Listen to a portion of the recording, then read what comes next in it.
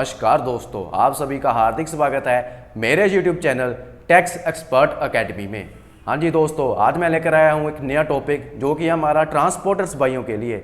हाँ जी दोस्तों, ट्रांसपोर्टर्स अपना टैक्स कैसे कम कर सकते हैं और कैसे अपनी इनकम को कम कर सकते हैं। इनकम टैक्स में जो हमारा एक सेक्शन है धारा 44A यानी कि सेक्शन 44AE जो कि ट्रांसपोर्टर्स के लिए बनाई गई है। इसमें ट्रांसपोर्टर्स को कोई अपनी बुक्स ऑफ अकाउंट्स मेंटेन नहीं करनी होती, साथ ही में उसको कोई भी अपना अकाउंट सीए के द्वारा यानी कि चार्टर्ड अकाउंटेंट के द्वारा ऑडिट नहीं कराना होता। अब मैं दोस्तों आपका बिना टाइम वेस्ट करते हुए वीडियो स्टार्ट करने जा रहा हूं। और दोस्तों आप मेरे चैनल को लाइक करें, सब्सक्राइब करें और शेयर करें ताकि जब भी कोई मेरी न्यू वीडियो आती है आपको साथ ही में पता लग जाए। दोस्तों अब आपका मैं बिना प्रेशियस टाइम वेस्ट करते हुए वीडियो स्टार्ट करने जा रहा हूं। हाँ जी दोस्तों, पहले बात कर लेते हैं एलिजिबिलिटी, हमारे कौन से ट्रांसपोर्टर भाई इसके लिए एलिजिबल है। पहले तो ऊपर बताया गया है this section provides for estimating business income of an owner of goods carriages from the plying hire और leasing of such goods carriages. हाँ जी दोस्तों, सिर्फ वही ट्रांसपोर्टर भाई इस इनकम को ले सकते हैं जो हायर और लीजिंग जैसी सर्विसेज प्रोवाइड करते हैं। Then the scheme applies to persons owing not more than 10 goods vehicles at any time during the previous year. हाँ जी दोस्तों, यह बेहद इंपॉर्टेंट पॉइंट है।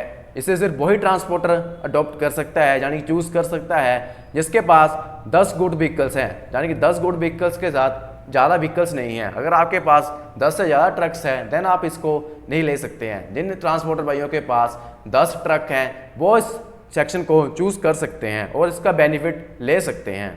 देन ये तो पता लग गया कि इसके लिए एलिजिबल कौन है। अब हम देख सकते हैं कि इसमें आपकी इनकम कैसे कैलकुलेशन होगी। दोस्तों बहुत सिंपल सा इनका कॉन्सेप्ट है, मैं आपको अब समझा देता हूँ। आप देख सकते हो the estimated income from each goods vehicle being a heavy goods vehicle और other than heavy goods vehicle would be. हाँ जी दोस्तों, अब मैं बताता हूँ हमारे इनकम टैक्स में जो है इनमें 2 टाइप्स के ट्रांसपोर्टर हैं, यानी कि ट्रांसपोर्टर को 2 टाइप्स में बांटा गया है। एक तो वो जिनके पास हैवी गुड्स व्हीकल है। अब हमारी हैवी गुड्स व्हीकल क्या होती है? हैवी गुड्स व्हीकल हमें इनकम टैक्स में उसे कहा गया है जिसका वेट 12,000 kg यानी कि 12 टन से ज़्यादा है। हाँ जी दोस्तों, और जहाँ पर ग्रोस वेट बोला है इन्होंने, यानी कि अगर आपका ग्रोस वेट 12,000 किलो यानी कि 12 टन से ज़्यादा है देन आपकी जो व्हीकल है वो हैवी गुड्स व्हीकल में आएगी, अदरवाइज वो other than heavy goods vehicle में आएगी। और दोस्तों याद रखना आपका ग्रोस वेट होना चाहिए, नेट वेट नहीं, ग्रोस वेट 12 टन। अब इनकम आप देख सकते हैं इनकी प्रिजम्पटिव इनकम कैसे ले जाएगी। इधर 10,000 पर ton of gross vehicle weight और unladen weight as the case में बी फॉर एवरी मंथ और पार्ट ऑफ द मंथ। हाँ जी, जैसा कि दोस्तों आपका अगर आपकी गाड़ी का जो ग्रोस व्हीकल वेट है वो है 20 टन तो आपकी जो एक मंथ की इनकम होगी वो होगी 20,000, यानी कि 1000 पर टन है 20 × 1000। ऐसे ही अगर आप ये सिर्फ एक मंथ की इनकम है, अगर आप इसकी इनकम एनुअली कैलकुलेट करना चाहते हो देन आपको 20,000 × 12 कर देना है और इसी के साथ आपकी तो एनुअल इनकम भी आ जाएगी। हाँ जी दोस्तों, अब आप इधर वर्डिंग दे सकते हो फॉर एवरी मंथ और ए पार्ट ऑफ ए मंथ। अगर आपने गाड़ी यानी कि आपने एक महीने में 30 दिन होते हैं, अगर आपकी गाड़ी 30 दिन में 3 दिन 4 दिन 5 दिन भी चली है तब भी आपको 1000 पर टन यानी कि 20,000 इनकम आपको माननी ही पड़ेगी। और इसका बेनिफिट क्या होता है? अगर आपकी इनकम 50,000 भी हो रही है महीने की बट लेकिन आपको इस सेक्शन के अंडर सिर्फ 20,000 दिखानी पड़ेगी, यानी कि आपको इसमें फ़ायदा ही हो रहा है, आपको यानी कि इसमें आपको बेनिफिट ही मिल रहा है। देन अब हम देख लेते हैं अदर हैवी गुड्स व्हीकल। हाँ जी दोस्तों, जो हमारे हैवी गुड्स व्हीकल से अलावा जो व्हीकल्स हैं उनकी इनकम कैसे कैलकुलेट होगी? 7500 for every month, 7500 for every month और पार्ट ऑफ ए मंथ। हाँ जी दोस्तों, अब आपकी जो इनकम है वो 7,500 रुपया मान ली जाएगी हर मंथ की। हाँ देख सकते हो 7500 को अगर आप 12 से गुना करते हो देन आपकी 90,000 आती है यानी कि 90,000। हाँ जी दोस्तों, आपको सिर्फ साल की 90,000 इनकम माननी पड़ेगी अगर आपकी जो गुड्स व्हीकल है वो other than heavy goods vehicle है। और दोस्तों अगर आपकी व्हीकल महीने में 2 दिन भी चलती है तब भी आपको 7500 एवरी मंथ आपको इनकम मानकर चलना होगा। अब हम आके देख लेते हैं कि आपको इस सेक्शन में डिडक्शन कौन कौन सी मिलेगी। पहले तो हम नीचे पॉइंट पढ़ लेते हैं। All deductions under section 30 to 38 including depreciation and unabsorbed depreciation are deemed to have been already allowed and no further deduction is allowed under this section. हाँ जी दोस्तों, मान लिया जाएगा कि आपको तो सेक्शन 30 to 38 डिडक्शंस मिलती है इंक्लूडिंग डेप्रिसिएशन और अनअब्सॉर्ब्ड डेप्रिसिएशन वो आपको ऑलरेडी अलाउड कर दी गई है और आपको फर्दर कोई डिडक्शन नहीं मिलेगी, साथ में कोई भी खर्चा नहीं मिलेगा, यानी कि आपको फ्लैट इनकम उतनी माननी ही पड़ेगी। अब हम ऊपर फर्स्ट पॉइंट पढ़ते हैं। In case of firm the normal deduction in respect of salary and interest to partners under section 40 subsection B will allowed.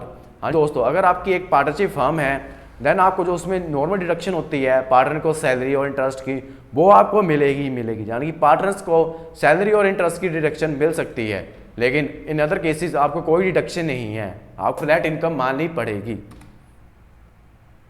उसके बाद नो रिक्वायरमेंट टू मेंटेन और get audited of books of accounts. हाँ जी दोस्तों, मैंने जैसे कि आपको बताया था, such assessee opting for the presumptive scheme under section 44A are not required to maintain books of account under section 44AA and also not required to get them audited under section 44AB। हाँ जी दोस्तों, जहाँ पर लिखा है सच assessee कौन है, जहाँ पर हमारे ट्रांसपोर्टर भाई। हाँ जी दोस्तों, ट्रांसपोर्टर भाई को सेक्शन 44A में यानी सेक्शन 44AA में कोई बुक्स ऑफ अकाउंट्स मेंटेन करने की रिक्वायरमेंट नहीं होती है, और उसी के साथ में उसको सेक्शन 44AB जो कि हमारा ऑडिटेड का होता है, जो कि CA यानी कि चार्टर्ड अकाउंटेंट के द्वारा कराया जाता है, उसकी भी कोई रिक्वायरमेंट नहीं होती है। तो आपको जहाँ पर डबल बेनिफिट मिल रहा है।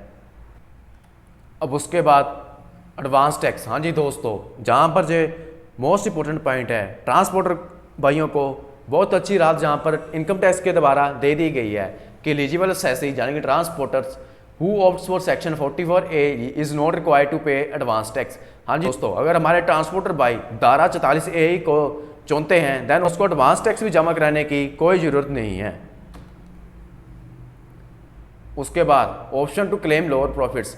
हाँ जी दोस्तों, अगर किसी ट्रांसपोर्टर भाई को लगता है कि मेरी इनकम तो इतनी जनरेट ही नहीं हो रही, पर मंथ 7500, यानी कि अगर 7500 इनकम है, मेरी तो सिर्फ 6000 इनकम है महीने की, अगर किसी ट्रांसपोर्टर भाई को ऐसे लगता है देन वो अपनी लोअर इनकम भी शो कर सकता है, लेकिन इसी के साथ उसको अपनी बुक्स ऑफ अकाउंट्स भी मेंटेन करनी पड़ेगी और उसको ऑडिट भी कराना पड़ेगा चार्टर्ड अकाउंटेंट के द्वारा।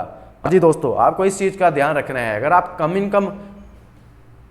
कम इनकम क्लेम करते हैं देन आपको बुक्स ऑफ अकाउंट्स भी मेंटेन करनी होगी और चार्टर्ड अकाउंटेंट से ऑडिट भी कराना होगा। अब हम देख लेते हैं मीनिंग ऑफ सर्टेन टर्म्स। हाँ जी दोस्तों, हैवी गुड्स व्हीकल, इसका क्या मतलब होता है income tax means any goods carriage the gross vehicle weight of which exceeds 12,000 kilograms. हाँ जी दोस्तों, जिस गुड्स कैरेज का वेट 12,000 किलोग्राम से ज़्यादा है, यानी कि 12 टन से ज़्यादा है, देन उन्हें हैवी गुड्स व्हीकल माना जाएगा। और उसके बाद gross vehicle weight means total weight of the vehicle and load certified and registered by the registering authority as permissible for that vehicle. हाँ जी दोस्तों, ग्रॉस व्हीकल वेट वो वेट होगा जो कि व्हीकल का और लोड सर्टिफाइड होगा, यानी कि जो हमारी मोटर व्हीकल एक्ट है, यानी कि जो अथॉरिटी होती है, जैसे कि रजिस्टर्ड अथॉरिटी ऑफ इंडिया है व्हीकल की, जो गाड़ियों का वेट करते हैं, देन आपको वही वेट को मानना होगा ग्रॉस व्हीकल वेट। मैं आशा करता हूं दोस्तों आप सभी को जहां तक अच्छे से समझ में आ गया होगा कि हैवी गुड्स व्हीकल क्या होती है, ग्रॉस व्हीकल वेट क्या होता है।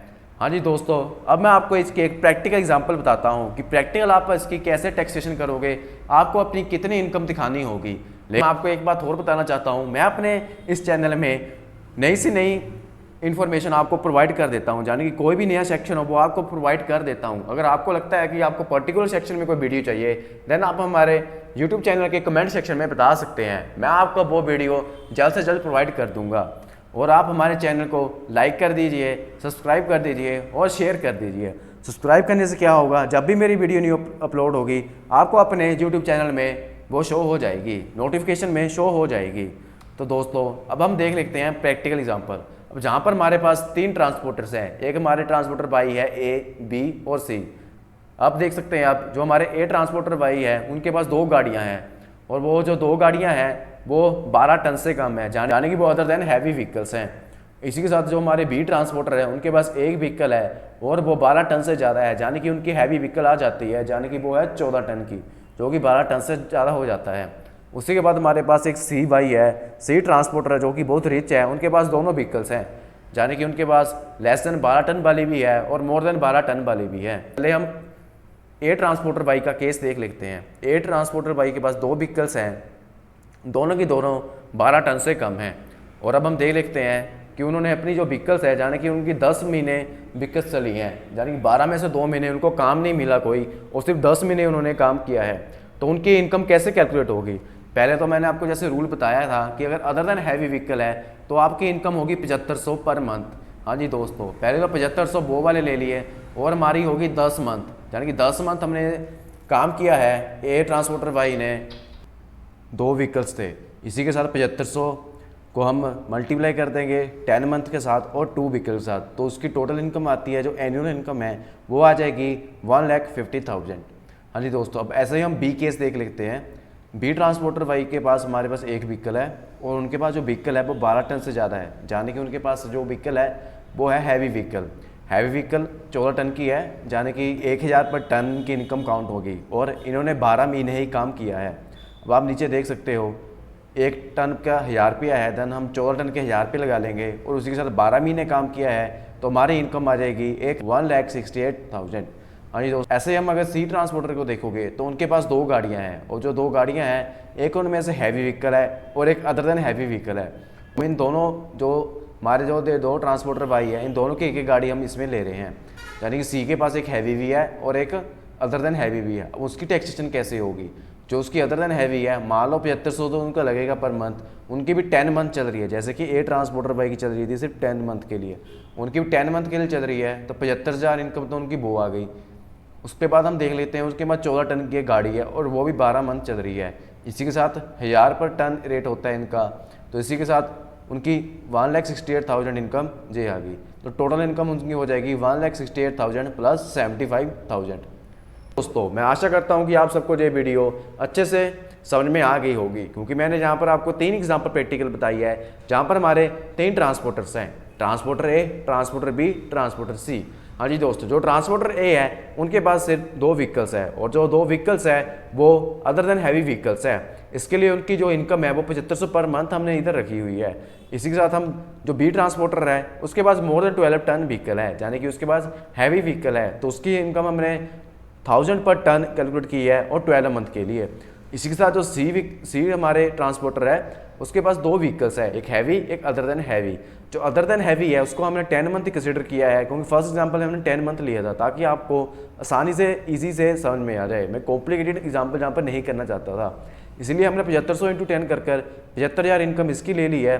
उसी साइड जो उसके पास हैवी व्हीकल है उसकी 1000 पर टन 12 मंथ के अकॉर्डिंग कैलकुलेट कर ली है। अब हम इन दोनों को ऐड कर देंगे, 75,000 ऐड 1,68,000। अब जो इनकम हमारी आ गई वो सी की एनुअल इनकम होगी। हाँ जी दोस्तों, तो जहाँ पर ट्रांसपोर्टर के लिए यही कुछ प्रोविजन थी, और मैंने आपको प्रैक्टिकल भी बता दिया है। अगर आपको प्रैक्टिकल एग्जांपल समझ में नहीं आई देन आप उसको फिर से देख सकते हो, एग्जांपल को दोबारा रिपीट कर सकते हो, एंड अच्छा होगा कि आप जो मैंने आपको प्रोविजन पहले बताई थी जो 2nd और 3rd स्लाइड में है उसको पढ़कर फिर इस एग्जाम्पल को देखें, और आप इसको एक नोटबुक पर राइट डाउन कर लें, ताकि आप इसको जब भी पढ़ें तो एक नोटबुक पर आप एग्जाम्पल से पढ़कर इसको समझ लें। तो दोस्तों आप सभी का बहुत बहुत धन्यवाद मेरी वीडियो देखने के लिए। आप खुश रहिए, खुश रखिए। जय हिंद, जय भारत।